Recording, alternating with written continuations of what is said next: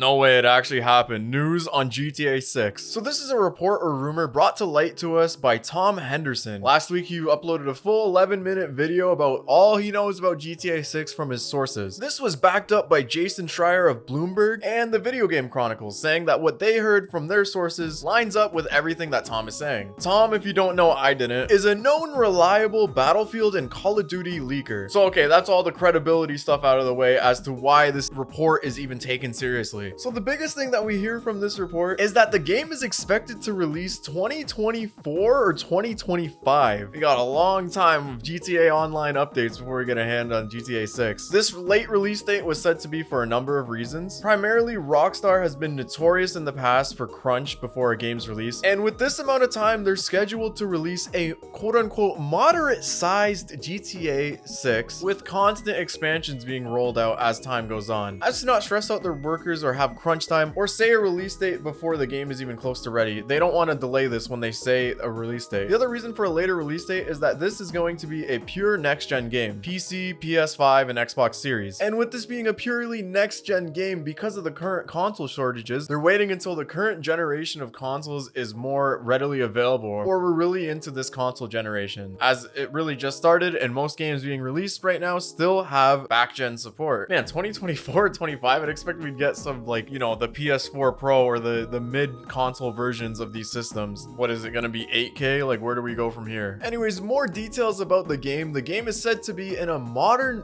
Vice City setting that wouldn't have an insanely large map, but would have an evolving map. How would this work in a single player setting? I don't know, man. But when it comes to multiplayer, that's the main reason why this is set in a modern setting, to give complete freedom to what they can do to GTA Online. GTA Online still being an unbelievable powerhouse right now in terms of sales and revenue also could be a big factor as to why we're not seeing GTA 6 anytime soon. You know, like why Nintendo didn't reveal the Switch Pro because the Switch is already selling so well, at least what I'd like to believe, man. We all got. And that's a good example of a time where these reports fell through when we were expecting the Switch Pro before E3 or at E3. But anyways, further confirmation that the main lead will be a female character this time around and that there will be multiple characters to play, and also that cryptocurrency will be involved. In 3 or 4 years, I wonder if that will be more mainstream to use that type of currencies. But the obvious thing to be said is that GTA Online is what's keeping 5 alive, or why we haven't seen 6 in so long. It's just such a money-making machine, there's no reason to. Even if they had to get rid of the servers for 360 and PS3. Yep, because that's how old GTA 5 is. GTA Online was the greatest games as a service we've seen in the modern age of gaming, because we never even thought of it as a games as a service, but it really is. So we are reportedly not seeing GTA 6 anytime soon, and I don't think that's a big surprise. Hey, take your time, Rockstar, especially if that means not putting your employees under crunch. Rockstar has been seeing a bit of reorganization internally, with their co-founder Dan Houser leaving last year and creating his own studio recently called Absurd Ventures. But yeah, this report could be a little hard to hear for those that are really anticipating GTA 6 coming out soon, or if they just don't really care about GTA Online too much but love the series. Online seems to be the focal point of where the series is and just makes so much damn money. So much so, I'd say that GTA Online is gonna stay a thing, and then you just pay for like a GTA 6 expansion. GTA Online forever. Maybe if I wasn't so afraid of hackers, I would play that game on PC. Tom Henderson's full report on GTA 6 will be in the description. For our next story, Nintendo had their 81st annual general meeting of shareholders, where Nintendo president Furukawa answered questions of shareholders. Of course, there's some boring financial stuff that we don't care about, like how their exchange rate is calculated and how it's recorded in their business revenue. Boring. I know some people care about that, so link to the full Q&A in the description. There is some interesting business stuff here though, like Chris Miladandri, founder of Illumination and the producer of the Despicable Me movies, is now actually a director at Nintendo, sitting in the board of directors and everything. As you may or may not know, there is a Super Mario movie in the works, and they're really trying to grow their IPs outside of their consoles. This is why we're seeing things like movies, theme parks, and mobile games, just to really expand their IPs. We see similar things with Sony and Microsoft, where Sony is porting their older games onto PC, and Microsoft's just so aggressive to get people on Game Pass. So interesting that Nintendo would go this direction, with Melandri taking a seat on the board of directors now. So I guess we can expect lots more animations unless the Super Mario movie bombs, and Nintendo never ever returns to film for another 30 years. Miyamoto stepping in saying that he and Chris worked for over 5 years on this movie, and that they really needed him because the current medium of movies, or how we consume them, has changed a lot recently. We also learned from this shareholder meeting that Miyamoto is hooked on Pokemon Go right now, and he jokingly says that the average age of the Pokemon Go player in Japan is a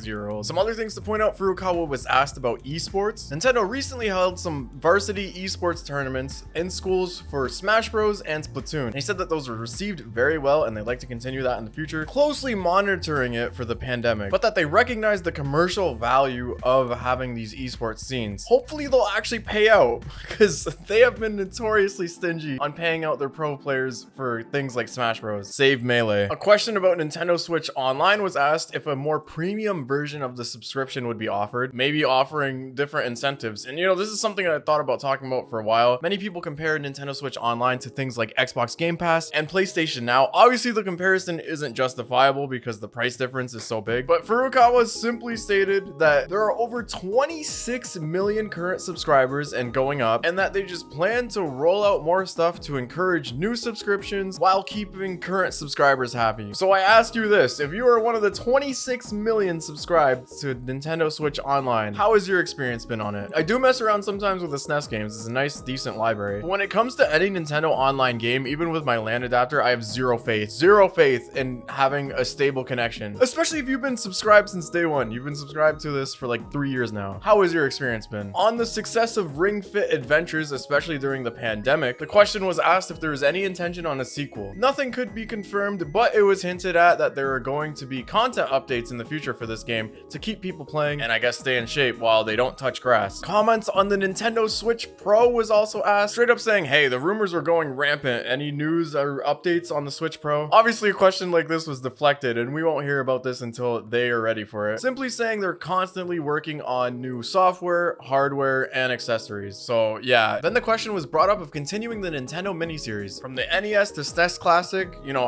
what are we gonna see, a N64 Classic? And literally nothing was commented on it. This is a shareholder meeting, so you can expect that the right things are being said. For example, the issue about an exploitive supply chain in China was brought up, and how Nintendo doesn't fully take gender into account in all their games. And of course, Furukawa answering as professionally as possible, just saying that they're trying to create content that will be enjoyed by everyone. So diversity and inclusion is important, as well as stating that they investigated the supply chain in China for exploitation to ensure that everything was held up to the health standards that Nintendo and is legally expected. So yeah, I was just gonna go over that. Obviously, in terms of games and stuff like that, there's not much that can be said, and always the right thing is gonna be said to make the shareholders happy. Biggest takeaway for me is I didn't know that the Illumination guy is now on the board of directors, a non-executive director. No news on the Switch Pro, and supposed updates to Nintendo Switch Online and Ring Fit Adventure. And continuing our talk about online services, PlayStation Now got a nice batch of games available. Sega's Judgment, Neo 2, and Red Dead Redemption 2 is some of the big names that were put on the service. And Sega's Olympic Games Tokyo 2020 featuring Sonic the Hedgehog. And now we get on to anime game news. Bandai Namco has recently trademarked One Piece Odyssey, so perhaps another One Piece game is in the works. The last One Piece game came out in 2019, being One Piece World Seeker, which received quite low to mixed reviews. And in Europe, Bandai's trademarks became public, being MHUI and MHUR. People of course thinking MH stands for My Hero, being My Hero Academia. Last game in the franchise was My Heroes 1 Justice, sticks to just having MH, not having MHA, so that further shows that this patent is most likely a My Hero game. This one got pretty average reviews. Releasing in 2018, yeah, it wouldn't surprise me if we see a new My Hero game coming soon. I remember there was like a month ago where there was random ass rumors about a My Hero game being done by Arc Systems. Arc Systems making Dragon Ball Fighters for Bandai, so not a big stretch if they work on another anime game for them. In this recent My Hero patent, the rumors are pretty baseless though. It came from a Reddit thread, and also apparently someone spoke to a voice actor that said they were working on the game, so I don't know, man.